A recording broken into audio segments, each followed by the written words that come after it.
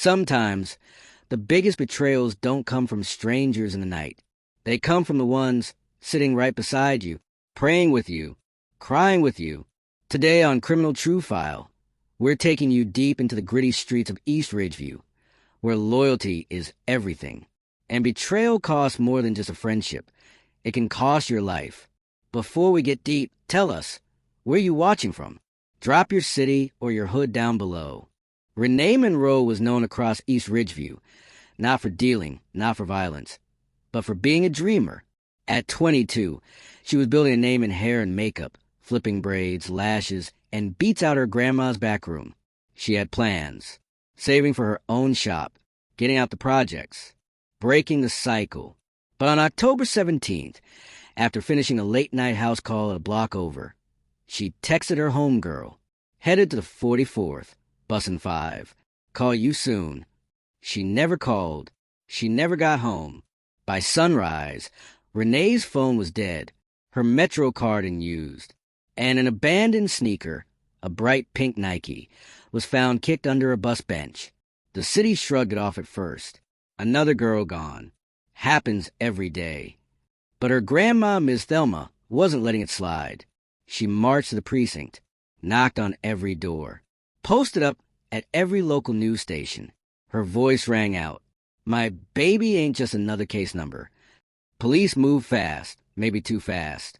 They pinned it on Marcus Stacks Wallace, a known hustler with priors for robbery, aggravated assault, and running game on girls. Witnesses said they saw him arguing with Renee a few nights earlier. The East Ridgeview cops, under pressure to solve something for once, raided Marcus's cousin's crib. Inside, they found Renee's hoop earring under a sofa. That was all they needed.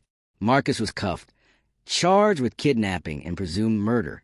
No body, no murder weapon, just an earring and bad reputation.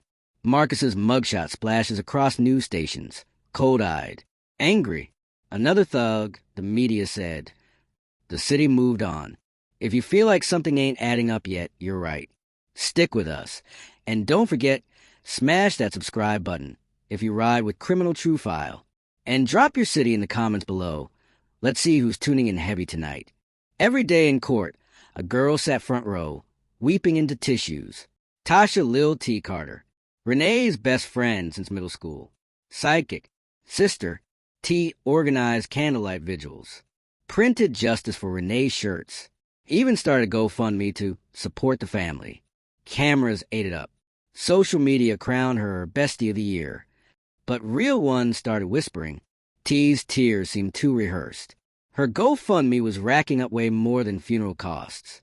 She moved into a luxury downtown apartment 2 months after Renee vanished. And when defense attorney Curtis Big Dog Henderson noticed how T never looked Marcus in the eye during trial, his gut told him, she hiding something. A young reporter from the Ridgeview Voice, Jasmine King, got curious. She pulled surveillance footage from a liquor store near the bus stop the night Renee disappeared. At 10:47 p.m., a car rolled up slow, a shiny black Charger. And who stepped out? T, not Marcus, not some random creep. T, wearing a hoodie, black leggings, and gloves. The footage wasn't crystal clear, but it was enough. Enough for Detective Ramirez to quietly start tailing T's every move. Phone taps, credit card logs, social media burner accounts. The more they dug, the uglier it got. You know what to do. Family, if you feel like you cracked the case before the cops did, smash that like button. And if you ain't subbed yet, what you waiting on? Criminal True File only bringing that real. Turns out, T was no innocent BFF. Behind the scenes, she and Renee had been beefing hard. Over money T borrowed and never paid back. Over a man, a local club promoter, Rico Slick Torres. And over jealousy. T hated how Renee was leveling up without her. Police pieced together text T had deleted. You think you better than me? You ain't nothing without me. You cross me, I end you. On the night Renee disappeared, T lured her out, claiming Slick was throwing her a surprise party. No party, no surprise. Just a setup, right as closing arguments wrapped up and Marcus's fate seemed sealed. Detective Ramirez burst into the courtroom with a new warrant. Before anyone could object, they cuffed T. Tears streamed down her face. Not grief, not guilt, just the killer realizing the curtains were finally closing. Inside her trunk, police found Renee's missing second sneaker, blood traces matching Renee's DNA, a burner phone T used to text Renee the night she lured her out. Marcus Wallace? He was released that afternoon after 14 months behind bars for a crime he never committed. This case wild, right? Who would you have trusted? Tell us in the comments. And if you're rocking with Criminal True File, make sure you subscribe so you never miss a real one. T folded under pressure during interrogation. She confessed it all. The jealousy, the lies, the setup. She pushed Renee after an argument got too heated. Renee fell backward, hit her head on the curb, and never woke up. Instead of calling 911, T panicked, hid the body in an abandoned building for 2 days, dumped evidence around East Ridgeview to frame Marcus, milked the tragedy for sympathy and cash. In the end, T got 40 years to life. No parole, no sympathy, no Bestie of the Year awards.